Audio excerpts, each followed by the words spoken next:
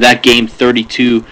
I'll let you finish up your point before I jump in, Todd. And no, just what I was going to say, and which I think may be the next point that you were going to go to here, was the one thing that I do question was, I don't know if haste is the word I want, but the quickness that they made the decision in the replacement. I thought they would have maybe had a longer interview process, but as I said to you earlier before we went on the air, this makes me also think that they had thought about this a lot more than we had thought they thought about it. And Jay Glazer earlier today on the Fox pregame for the NFC Championship even said that the Bucs were actually shopping for guys 3 hours before Gruden knew he was fired. So, I mean, that was a kind of a shady act on their part, and the decision of firing Gruden is going to look bad because of who they hired, which is Mahim Morris, who's a young guy who was promoted to be the defensive coordinator after Monty Kiffin had announced he was going to head up to Tennessee to be the defensive coordinator and assistant head coach for the Volunteers with his son, Lane Kiffin. So that right there is going to make it look bad. But you look at Gruden's resume, and I mentioned it before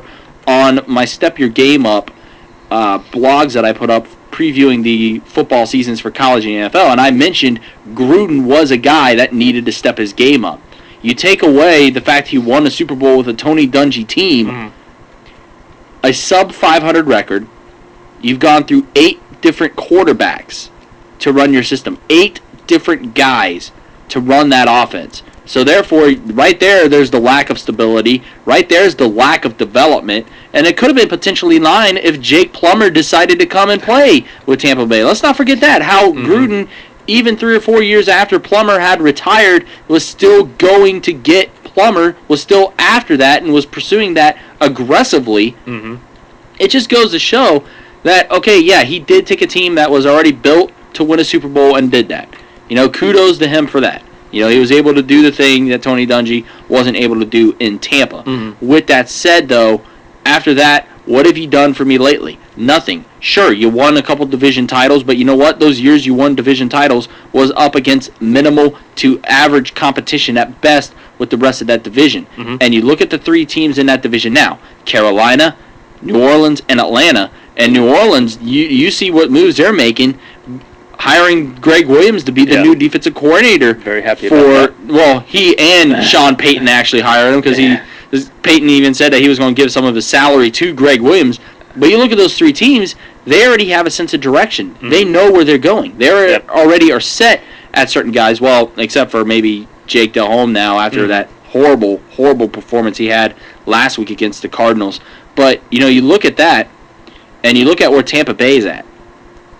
Kiffin being gone. You know, the defense obviously shown that it affected them with Kiffin leaving with the horrible performances they had to end the season.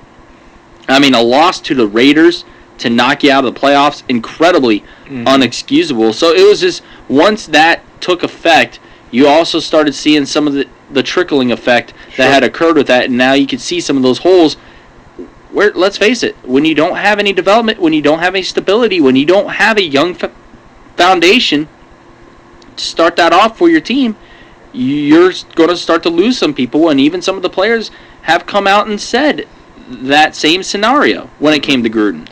Yeah, and I think as you said, when you look at the South, you have an Atlanta team who, you know, we all know the story there. They've cleaned house. They've made the adjustments that they needed to make and will continue to make, obviously, and they're going in a good direction now. Carolina is going to look at what happened in the postseason. You know, they're still a postseason team. They're going to come in next year as a defending, division champions for the South. So they'll make the necessary adjustments on offense or the protection for Delhomme to try to get things back on track. New Orleans, obviously, we know the offensive prowess, but they know, and anybody who's got 2 eyes knows that the problem with New Orleans is their defense, so they're trying to adjust that and address that.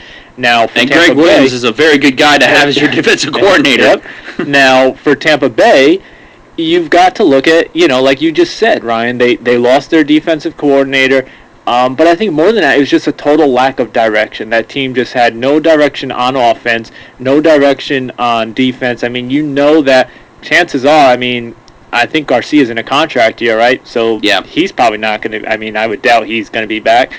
So they've got a lot of messes. And, I will always say, and you mentioned it, the one indictment that I will always have on John Gruden, and I think one thing that's going to haunt him through his careers, and again, it just comes down to player management and things like that. Mm-hmm. The ridiculousness in which he pursued Plummer was just foolish, and it became like things became personal with you him. Wonder how much effort he would have put into actually developing a Chris Sims or a Rick McCown or someone like that instead of pursuing to get another veteran guy. Which is where I was going to go. Then the Chris Sims situation.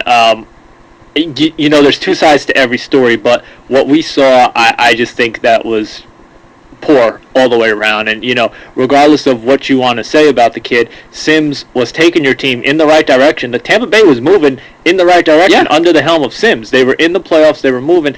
The guy continued to play with a ruptured spleen. It could have cost him his life. And I'm not saying that that's a Medal of Honor for him. But the successive actions afterwards in which Gruden handled them, you don't want him on your team. Just release him. Don't make things personal the way he did. And to me, that has always kind of left a sour taste in my mouth when the name John Gruden is mentioned. Yeah, and you mentioned that as well, and you thought that was probably another thing the players looked at in the way he managed them. And you also, Keyshawn Johnson when he got released. That right there was an example. Like, okay, he knows how to handle a team. When he did release Keyshawn or with pay or whatever it was, kind of keep him away to do that. Why couldn't he have done the same thing with Chris Sims? Why did it become so personal, like you said? Yeah. When you look at what Chris Sims may have done, he looked as though he really didn't do anything wrong. Okay, he got injured. And a spleen injury is kind of a big deal. I mean, it is life or death when it comes to something rupturing like that. Yeah. But you mentioned it right there. You look at how he